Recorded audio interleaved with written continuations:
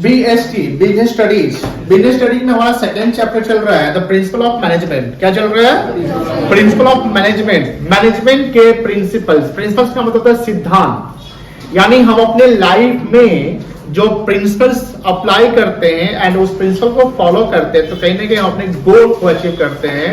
Just अभी earlier हमने बात किया था purpose. You have to be purposeful. हमारा अगर जन्म होता है तो एक पर्पस के लिए होता है। बिना पर्पस के हम यहाँ धरती पर क्यों है तो ये भी कोई मतलब नहीं बनता है ना। तो पर्पस होना चाहिए। पर्पस हर चीज के लिए होना चाहिए। हेल्थ पर्पस होना चाहिए, आपका वेल्थ पर्पस होना चाहिए, आपका नॉलेज पर्पस होना चाहिए। And for wealth you have to be knowledgeable. और नॉलेज के लिए आपको पढ़ना पड़ेगा। क्या करना पड़ेगा? पढ़ना पड़ेगा। आप जो केस देखते होंगे आजकल, बहुत सारे केस ऐसे हैं, जैसे कुछ इन्फ्लुएंसर्स होते हैं या कोई क्रिएटर होते हैं, जैसे आप देखते होंगे बहुत सारे जो शॉर्टकट में या 2-3 साल में बहुत सक्सेसफुल हो गए हैं। तो देखिए ऐसे जो केस होते हैं ना लाखों करोड़ों में होते हैं। किसमें होते हैं? लाखों करोड़ों में। बट उस सक्सेस को भी अगर आपको रिटेन करना है, सक्सेस को भी आपको रिटेन करना है तो आपको ज्ञान चाहिए। किसी चीज को अगर सस्टेन करना है तो क्या चाहिए? ज्ञान। और ज्ञान 1 घंटा पढ़ लिए, कहीं सुन लिए, ज्ञान का बात तो नहीं होगा। हमने आपको बता दिया ज्ञान का बात और आप घर पे जाके चलो नीपू सर बता दिए हो गया तो वो रिटेन कर लेंगे, नहीं। आप you have to revise, you have to practicize. आपको प्रैक्टिस करते रहना पड़ेगा, कंसिस्टेंट होना पड़ेगा।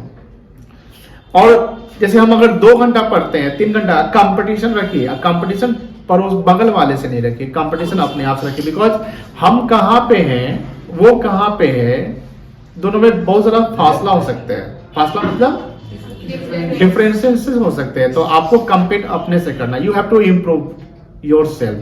आप अगर आज जितना है तो ये कोशिश करो कि कल हम थोड़ा सा और मेहनत करेंगे, इम्प्रूव करेंगे। बगल वाले कितने नंबर ला रहे हैं, कितना मार्क्स आ रहा है, कितना टॉपर है, कितना वो कम नंबर ला रहा है, उससे मतलब क्या है हमको? मतलब समझ में आ रही है ना। तो अगर आप 3 घंटे पढ़ते हैं, 4 घंटे पढ़ते हैं, 2.5 घंटे पढ़ते हैं, कुछ भी पढ़ते हैं तो टाइम को बढ़ाइए अपने पढ़ाई पे। Because it is your learning age. It is your learning age. Learning का स्पेलिंग क्या होता है? LEARNING। Learning, LEAR, learn. अब लर्निंग जब जैसे ही कंप्लीट हो जाएगा आपका तो L को हटा दो। L को हटा दो तो क्या बनेगा? अर्निंग। कमाइए, ईमानदारी से कमाइए। और दुनिया का सबसे बड़ा इंटेंजिबल एसेट होता है इंटेलेक्चुअल प्रॉपर्टी, माइंड, है ना। तो जो ये सब चीज अगर हम करते हैं तो इस सब चीज के लिए हम प्रिंसिपल्स अप्लाई करते हैं अपने लाइफ में। क्या अप्लाई करते हैं? प्रिंसिपल्स। बिकॉज विदाउट प्रिंसिपल्स हम गोल ही नहीं बना पाएंगे। अब प्रिंसिपल ऐसा होना चाहिए जिसको फॉलो करना पड़ेगा। अगर इन्वायरमेंट डायनेमिक होता है तो हम अपने प्रिंसिपल को भी फ्लेक्सिबल कर लेंगे, चेंज कर देंगे। हम ऐसा नहीं कि जो प्रिंसिपल बना लिए वो मतलब कि एक ये लक्ष्मण रेखा हो गया, पत्थर पर लिखी हुई लकीर हो गई कि हम उसको चेंज ही नहीं करेंगे तो एकदम रिजिड नेचर का हो जाएगा। रिजिड मतलब क्या होता है? रिजिड मतलब रिजिड होना, जो स्टेन सख्त टाइप का हो गया, मैं रिजिड हो गया एकदम। तो रिजिड नहीं होना पड़ेगा हमको। उसी में आप एक कंपनी का देखे होंगे कि एक कंपनी थी, माइनिंग कंपनी थी फ्रांस की, जिसके एमडी थे हेनरी फ्योल।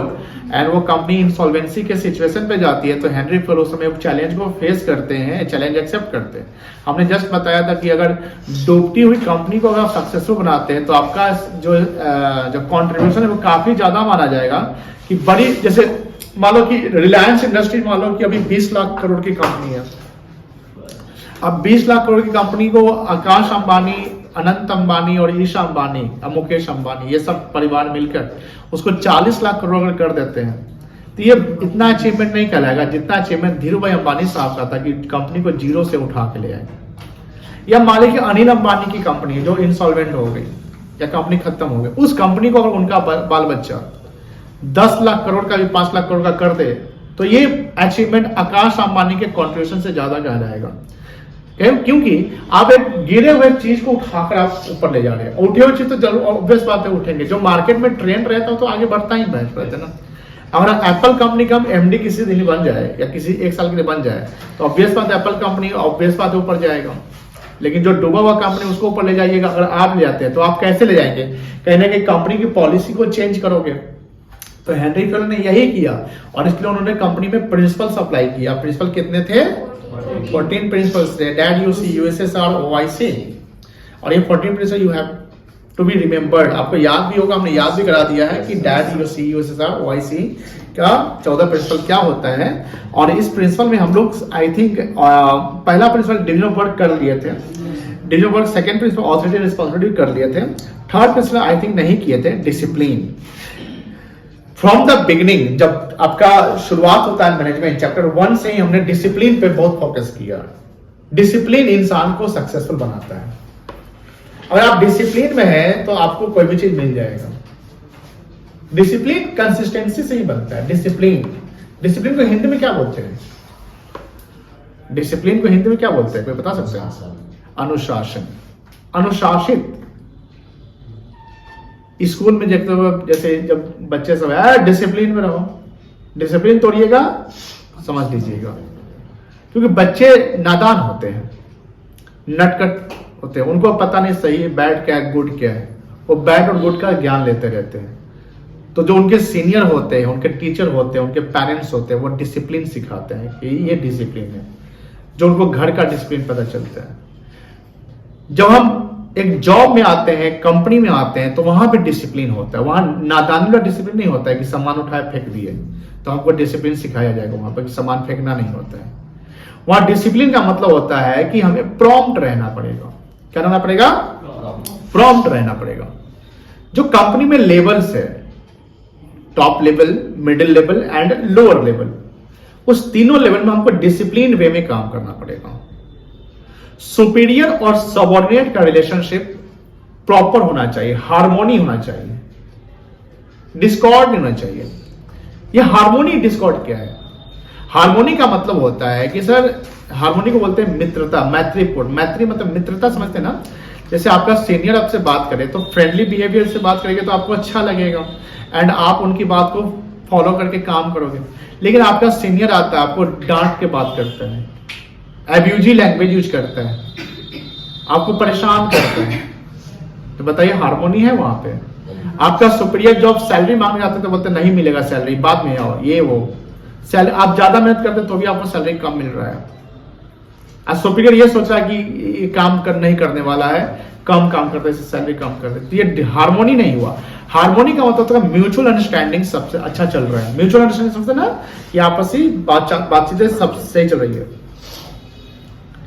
हम कहीं ना कहीं जो सुपीरियर सबऑर्डिनेट के बीच में जो हमारा जो भी पॉलिसी हो, प्रॉपर या कम्युनिकेशन हो, प्रॉपर हो। कम्युनिकेशन इन द सेंस कि अगर जैसे कम्युनिकेशन समझते हैं ना कि transmission of information is called communication.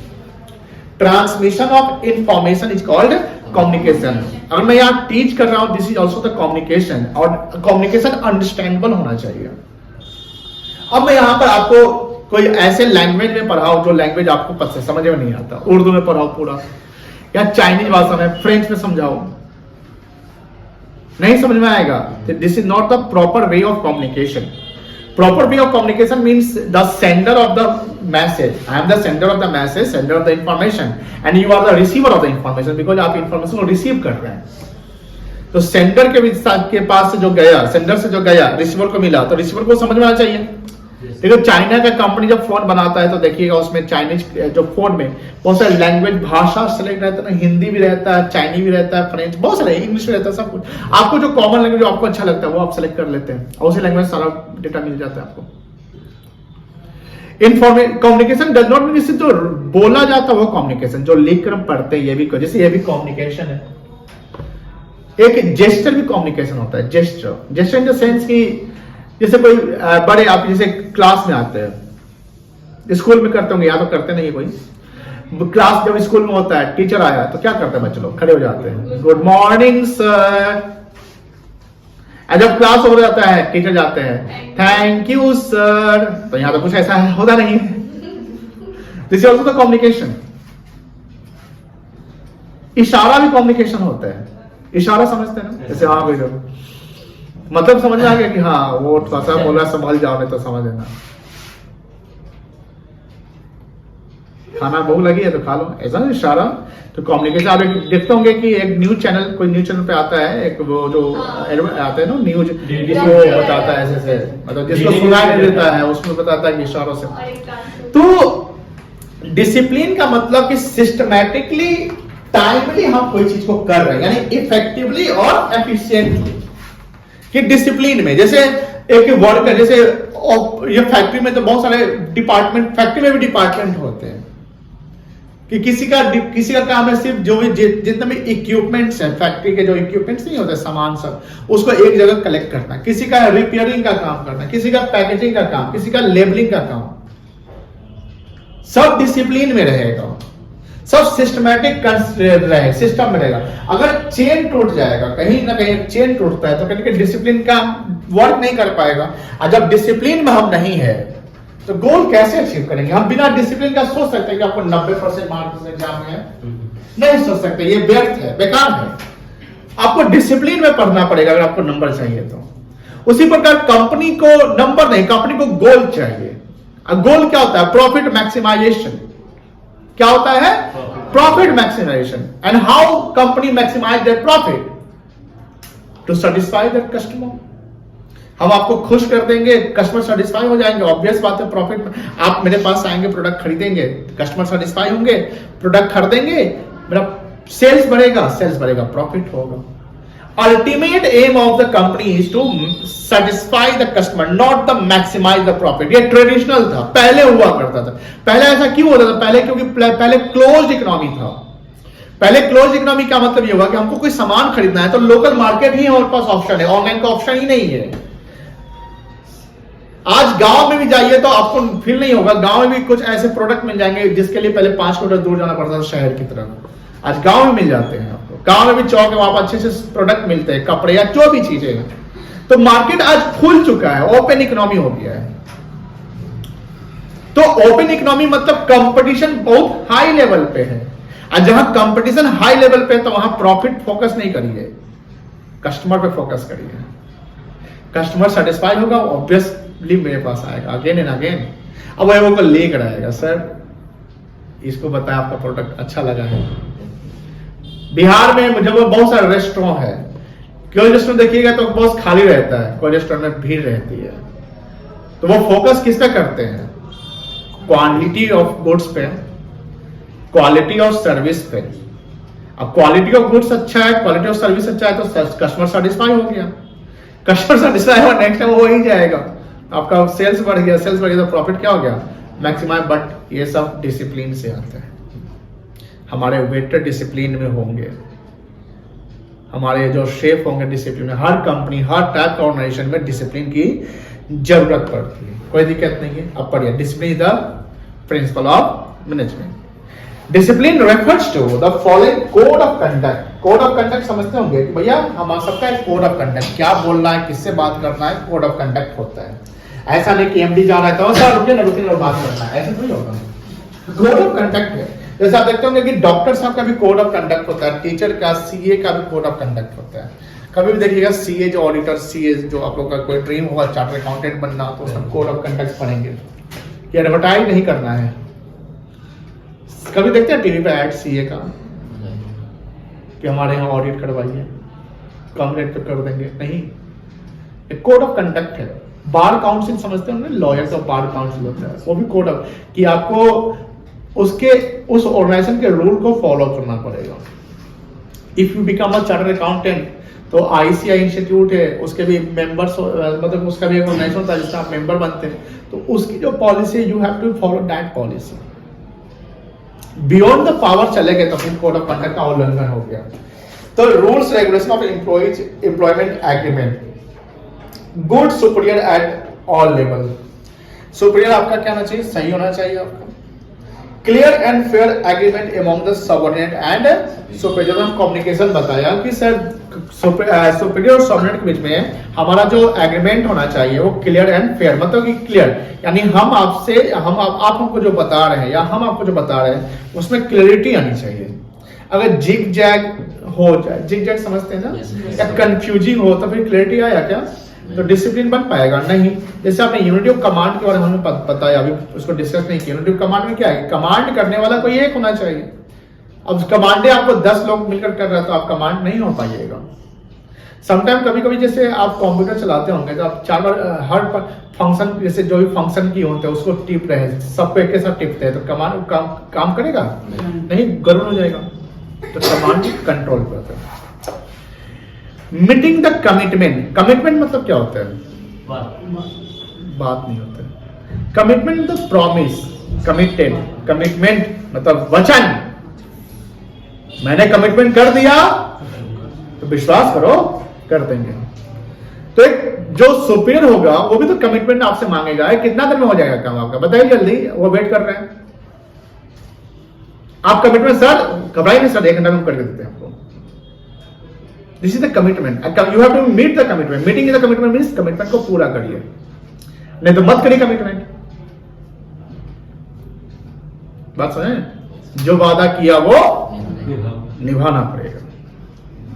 Meeting the commitment at all levels, because सबके अपने टाइमिंग होते हैं रीजनेबल, जैसे इफेक्टिवनेस जानते होंगे, एफिशिएंसी जानते होंगे, and judicious application of penalty. Judicious, अब जुडिशियल का मतलब होता है कि अगर if any employ found guilty of misconduct, if any employ found guilty of misconduct then company में पेनलाइज देम।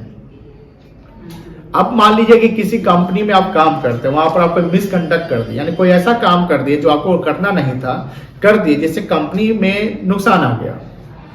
अब 4 दिन एब्सेंट हो गए, बिना बताए एब्सेंट हो गए, और आपके एब्सेंट होने के कारण उस वहां पर काम नहीं हो, क्योंकि एक इंसान के एब्सेंट होने से उसका नुकसान तो नहीं है ना, उस पर जो डिपेंड है, क्योंकि भैया आप नहीं आएंगे तो आपसे जो हमको काम लेना है वो तो काम हम भी नहीं कर पाएंगे। जैसे कंस्ट्रक्शन का काम चलता है ना, घर बनता है वो देखे हैं। अब मान लो कि राज मिस्त्री आया, लेबर जो सीमेंट गिट्टी वालों जो मसाला बनाता है वो छुट्टी मार दिया, ठेकेदार बोलता है अरे लेबर आया कि नहीं है, हम लोग के साथ कभी ऐसा होता है। अब लेबर आया, सर तो आया नहीं किया, अब वो बिना बदले नहीं आया।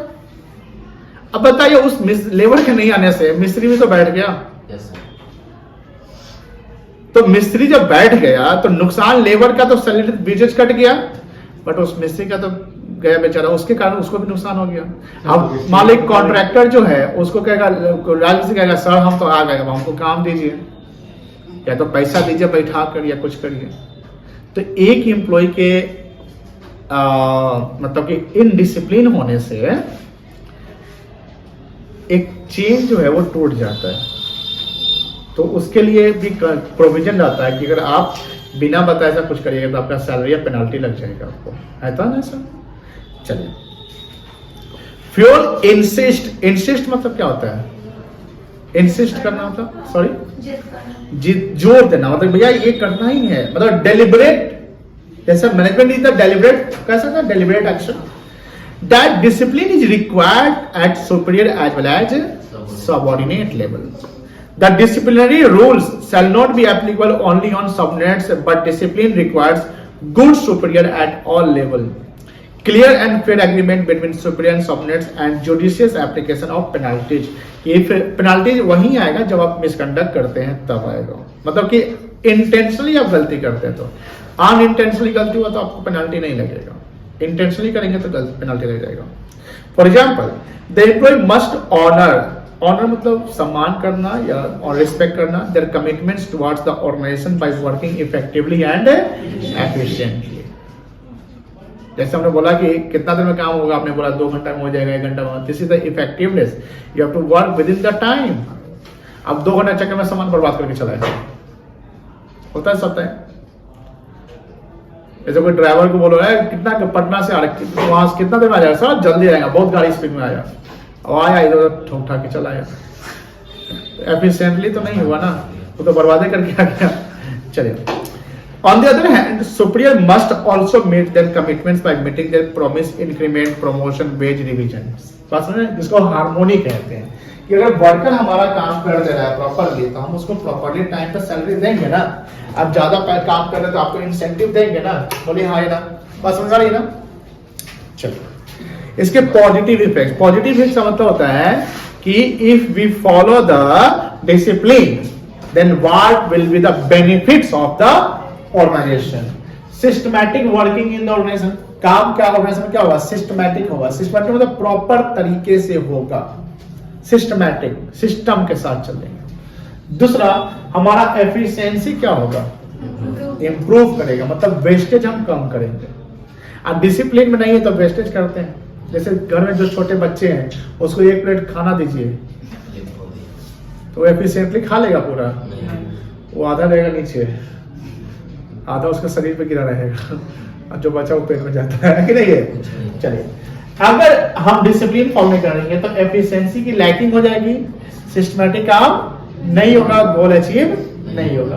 Consequences of violation, consequence of परिणाम, दुष्परिणाम क्या होंगे? Disorder, confusion, chaos. जैसे हमने बोला कम्युनिकेशन, कि आप कुछ और हम आपको बोल रहे हैं जो काम आप कुछ और कर रहे हैं, तो कंफ्यूजन क्रिएट होगी ना। या मान ली यूनिटी ऑफ कमांड अप्लाई नहीं हुआ, मतलब सुपीरियर है एक्स वाई जेड, ये तीनों सुपीरियर है, तीनों क्या है? सुपीरियर है। और सबने से ये देखो, ये देखो, ये तीनों सुपीरियर है, ये नीचे सबऑर्डिनेट है। ये इसको भी बोल रहा है, इसको भी बोल रहा है, इसको भी बोल रहा है, इसको भी बोल रहा है, इसको भी बोल रहा है, सबको बोल रहा है, ये भी वैसे ही कर रहा है। कहेगा ये भाई किसका बात मानना है बता दो, सब कंफ्यूज हो जाएगा। क्या हो जाएगा? सब कंफ्यूज हो जाएगा। ठीक है ना? इसलिए ये रॉन्ग वे है, राइट वे ये है। एक सुपीरियर है जिसके अंडर में 5 है और ये इसको कमांड करे, तो ये किसको रिपोर्ट करेगा? इसको। ये भी किसको? ये पांचों रिपोर्ट इसको करेगा। बात करता हूं, तो ये कंफ्यूजन है, ये ठीक है, कोई दिक्कत नहीं है। चलिए नेक्स्ट है, सॉरी कहां गया थे? Wastage of resources. एफिशिएंसी कम होगा तो रिसोर्स क्या होगा? बर्बाद हो जाएगा। Waste of resources in absence of discipline and delay in work. Delay मतलब क्या होता है? देरी होना, लेट। जैसे आजकल बच्चे देरी से आ जाते हैं। Delay in work due to absence of rules and regulation. इसलिए ऑर्गेनाइजेशन में रूल्स रेगुलेशन होना चाहिए। रूल्स रेगुलेशन इसलिए बनाया था कि सब डिसिप्लिन में काम करें। आज देखिए के पाठक बिहार की शिक्षा को इंप्रूव करने की कोशिश कर रहे हैं। आज उनके कारण आप लोग कॉलेज जा रहे हैं। एक अंदर में डर भी तो है, नहीं जाने तो नाम कर देगा। सीबीएसई में पहले क्या था कि सीबीएसई में एक बार पेपर आउट हो गया था, सीबीएसई का 12th बोर्ड का आई थी। उसका क्वेश्चन पेपर कैसे आता है? ऑनलाइन, मतलब कि एग्जाम से थोड़ा देर पहले मिलेगा आपको। This is the rules regulations. आप एग्जाम बोर्ड में जैसे जब सेंटर पे जाते हैं तो उसमें डिसिप्लिन रहता है कि आपको आधा घंटा पहले रिपोर्टिंग करना है वगैरह वगैरह, डिसिप्लिन। अब मान लो कुछ नहीं, जब मन की एग्जाम दीजिए, जब मन की जैसे, तो फिर तो डिसिप्लिन नहीं हुआ, तो गोल अचीव नहीं होगा। हम सिंपल सी बात है, आप अपने लाइफ में भी ध्यान रखिएगा। जॉब मैनेजमेंट हम आपको पढ़ा रहे हैं ना, इसको प्रैक्टिकल, आप प्रैक्टिकल फील्ड पे लाइए, अपने लाइफ के लिए लाइए। आप अपने लाइफ में डिसिप्लिन जरूर लाइए। डिसिप्लिन इंसान को बनाता है और इनडिसिप्लिन इंसान को बिगाड़ देता है। आप अपने सराउंडिंग में ऐसे फ्रेंड सर्किल बनाइए जो कहीं ना कहीं एक गुड वाइब्स क्रिएट करे, पॉजिटिव वातावरण क्रिएट करे, नेगेटिव वाले को नहीं। या जो नेगेटिव सोचता है, जो डर, जैसे नेगेटिव सोचने वाले समझते हैं ना, जो डरपोक टाइप का एग्जाम है, नहीं जाएंगे एग्जाम, ये होगा वो होगा, मतलब कि अगर ये करेंगे तो लेट नुकसान आ जाएगा तो क्या होगा, मतलब कि नेगेटिव टाइप के, उसको पॉजिटिव में कन्वर्ट करिए। बैड संगति नहीं करिए। बैड संगति मतलब इनडिसिप्लिन होंगे वो, समझ में आएगा? चलिए, तो ये समझ गए डिसिप्लिन। नेक्स्ट है कमांड। ये तो बहुत अच्छे समझ चुके हैं, यूनिटी ऑफ कमांड। क्या यूनिटी मतलब एकता, कमांड ये यही कहता है कि कमांडिंग पावर सुपीरियर के पास अगर है तो कोई एक सुपीरियर हो और उस सुपीरियर से बात करें कि भाई तुम कितने को कमांड कर सकते हो, ये भी देखा जाएगा। क्योंकि किसी कंपनी में एक ही सुपीरियर तो नहीं होता है ना। जैसे आप देखते होंगे कि लेवल ऑफ मैनेजमेंट है, तो लेवल ऑफ मैनेजमेंट कितने हैं? 3। कितने कौन है? Top level, middle level and lower. तो top level, middle and lower, lower में भी सुपीरियर सबऑर्डिनेट रहता है। जैसे फैक्ट्री में चले गए तो फैक्ट्री जो ऑपरेशनल लेवल कहलाता है, सुपरवाइजरी लेवल उसे कहते हैं, लोअर लेवल उसे कहते हैं। जो लोअर लेवल है तो वहां पर कहीं ना कहीं वहां पर सुपीरियर सुपरवाइजर होगा, सुपीरियर होगा, उसके अंदर में 10 वर्कर। बोलेगा सर 10 वर्कर ज्यादा नहीं, अनबैलेंस।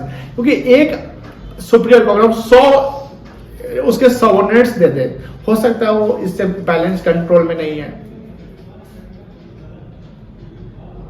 वो कहेगा नहीं हम 10 को हैंडल कर सकते हैं। स्कूल में देखते होंगे कि रेशियो चलता है ना स्कूल में कि एक टीचर पे कितने बच्चे का रेशियो रहेगा, 20 तक हम पढ़ाएंगे, 25 तक रहेगा। जैसे 25 से 40 होता है या 25 से 35 होता है तो दूसरा सेक्शन बताओ दूसरे टीचर को।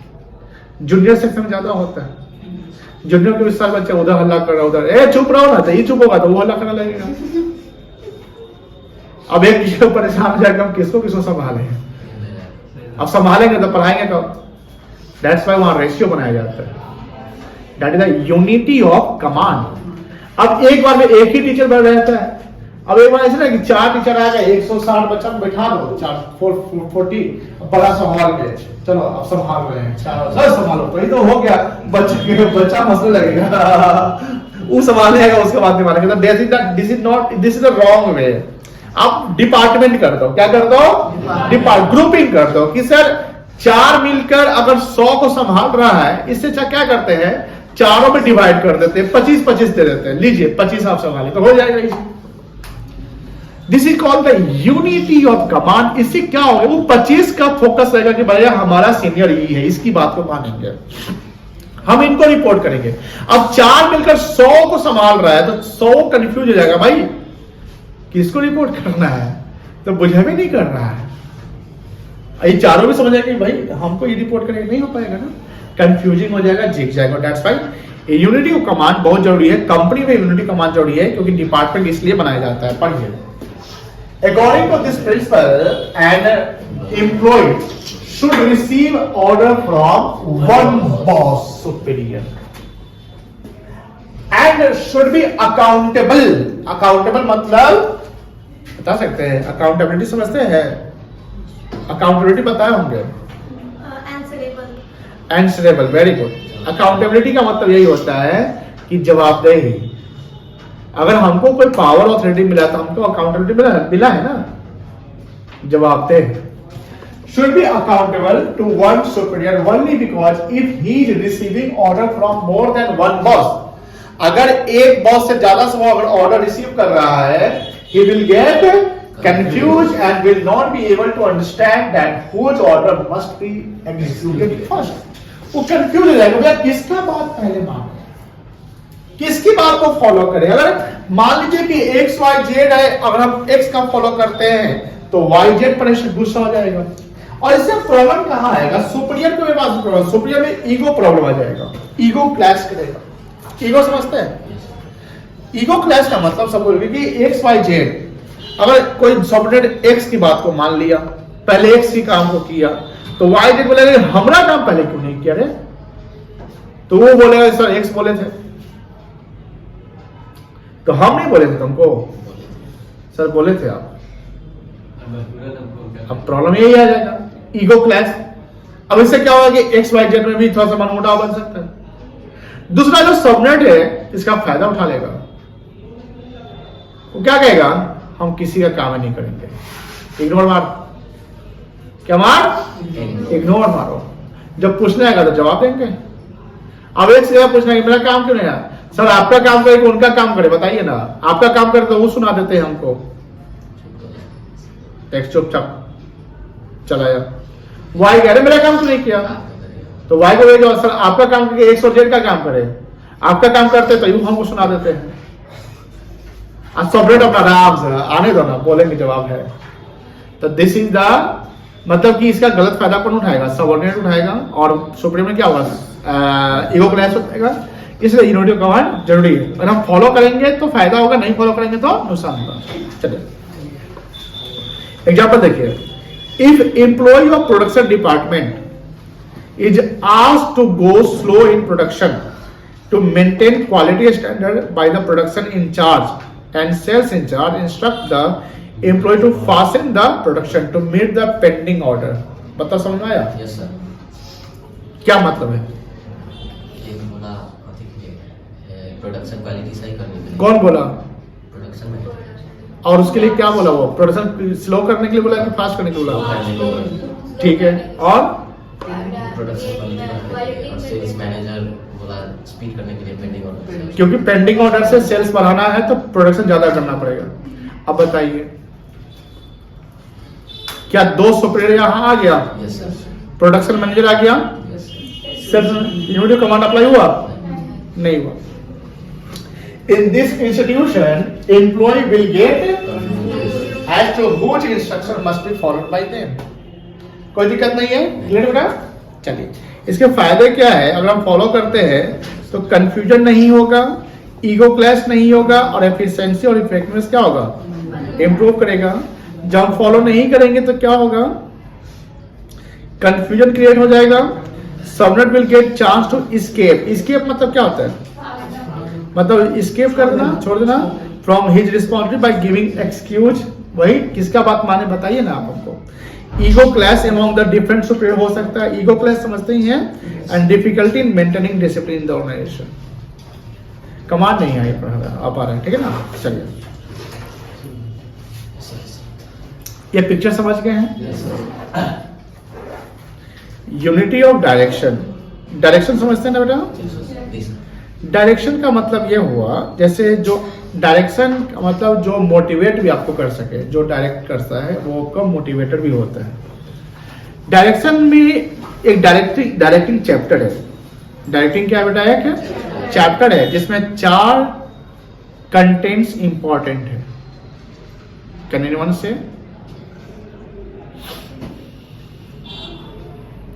नहीं बताया? एक डायरेक्टर के पास 4 गुण होने चाहिए, यानी जो आपको डायरेक्ट कर रहा है उसका 4 गुण होने चाहिए। और उसके पास 4 गुण नहीं है तो फिर वो डायरेक्टिंग का जो रिक्वायरमेंट है पूरा नहीं कर पा रहा है। उसके बाद लीडरशिप होनी चाहिए। डायरेक्टर के पास लीडरशिप का एक मतलब कि ये होना क्वालिटी होना चाहिए। सुपरविजन, वो आपको सुपरवाइज कर सके, वो आपको मोटिवेट कर सके। मोटिवेशन बहुत टफ होता है, सबको मोटिवेट आप नहीं कर सकते, चाहे कितना आप ज्यादा स्किल क्यों नहीं। एंड चौथा होता है कम्युनिकेशन, कि डायरेक्टर आपको कम्युनिकेट प्रॉपर कर सके। Direction, unity of direction. Unity of direction unity of command से ही निकला है। जहां कमांड में एक सुपीरियर वेरियस सबनेट को कमांड कर रहा है तो कहीं ना कहीं वही सुपीरियर उस सबनेट को डायरेक्ट कर रहा है। जब वो निर्देश बताता है, जब वो इंस्ट्रक्शन देता है, गाइड करता है, मोटिवेट करता है, लीड करता है, कम्युनिकेट करता है, सुपरवाइज करता है, ये सब बात ध्यान रखिएगा। एक डायरेक्शन में क्या होगा कि डायरेक्शन जहां से मिलेगा वो डायरेक्टर क्या करेगा? आपको गाइड करेगा, आपको असिस्ट करेगा, आपको लीड करेगा, आपको सुपरवाइज करेगा, आपको मोटिवेट करेगा, आपको कम्युनिकेट करेगा। और इसमें यूनिटी होना चाहिए कि अगर एक सुपीरियर 10 को गाइड कर रहा है, 10 को लीड कर रहा है, 10 को गाइड और 10 को लीड कर रहा है, तो 10 सबनेट उसकी बात को फॉलो कर रहे हैं। 10 सबनेट उसकी बात को क्या कर रहे हैं बेटा? फॉलो कर रहे हैं। वो 10 को एक सेम डायरेक्शन में चलना पड़ेगा। जैसे गांव सब में देखते होंगे कि एक चरवाहा होता, चरवाहा जानते हैं ना? Yes sir. जिस जो थोड़ा सा थके हुए, नींद आ रही है, जाके फ्रेश होके आइए, है ना? किसको नींद आ रही है? जाइए फ्रेश होके आइए। आपको भी नींद आ रही है बेटा? अंशु, जाइए फ्रेश होके आइए। देखो डायरेक्टिंग, देखो बेटा, unity of direction. According to this principle, 1 unit means 1 plan. 1 unit मतलब जैसे प्रोडक्शन वाले का जो काम होगा वो प्रोडक्शन पे फोकस होगा, फाइनेंस वाले का फाइनेंस पे, मार्केटिंग वाले का मार्केटिंग। तो मार्केटिंग डिपार्टमेंट मार्केटिंग का प्लान करेगा, सेल्स डिपार्टमेंट सेल्स का प्लान करेगा, प्रोडक्शन डिपार्टमेंट प्रोडक्शन का प्लान करेगा। यानी हर डिपार्टमेंट का प्लान क्या है? 1 यूनिट 1 प्लान पे चलेगा। That is the effort of all the members and employees of organization must be directed towards one direction. One direction. That is the achievement of common goal. और ये भी ध्यान रखिएगा, subordination of individual interest to common interest। एक principal था ना, यानी सब इंडिविजुअल एम्प्लॉय का इंटरेस्ट जो है वो कॉमन गोल के लिए होना चाहिए, जो कंपनी का गोल होना चाहिए। If this principle is applied, अगर इस प्रिंसिपल को आप अप्लाई करते हैं, it leads to coordination. Coordination मतलब तालमेल, क्योंकि हम सब लोग एक डायरेक्शन में काम कर रहे हैं तो तालमेल है ना। और हम लोग सब लोग एक डायरेक्शन में काम नहीं करेंगे तो तालमेल बैठेगा।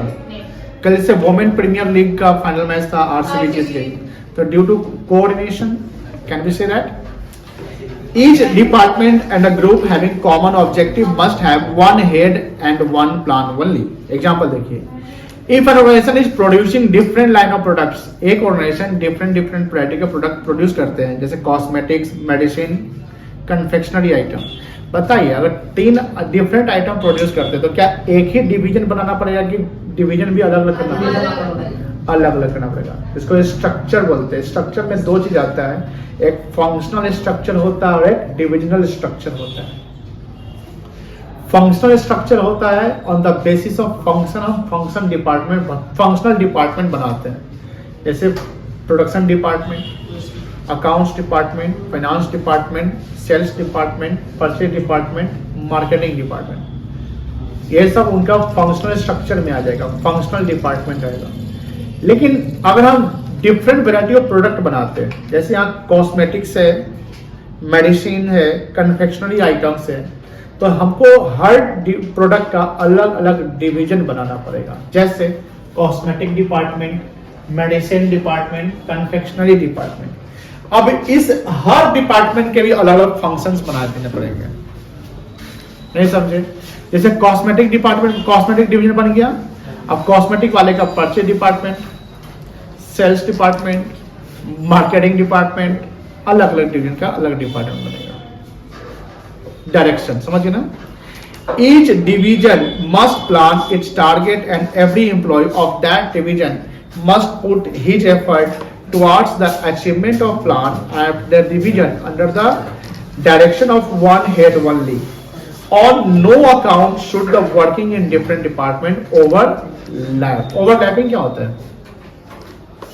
Overlapping in the sense creation of duplicacy. Overlap करें, यानी हम जो काम कर रहे हैं आपको पता नहीं, आप भी हो सकता है कि वो काम कर दिए, ओवरलैपिंग हो जाना। या एक ही डिपार्टमेंट में सारा काम चल रहा है, कॉस्मेटिक, मेडिसिन सब बन रहा है, तो ओवरलैपिंग होने का खतरा है, इससे नुकसान हो सकता है। यूनिटी ऑफ डायरेक्शन के क्या पॉजिटिव इफेक्ट है कि गोल का ऑर्गेनाइजेशन का गोल अचीव हो जाएगा।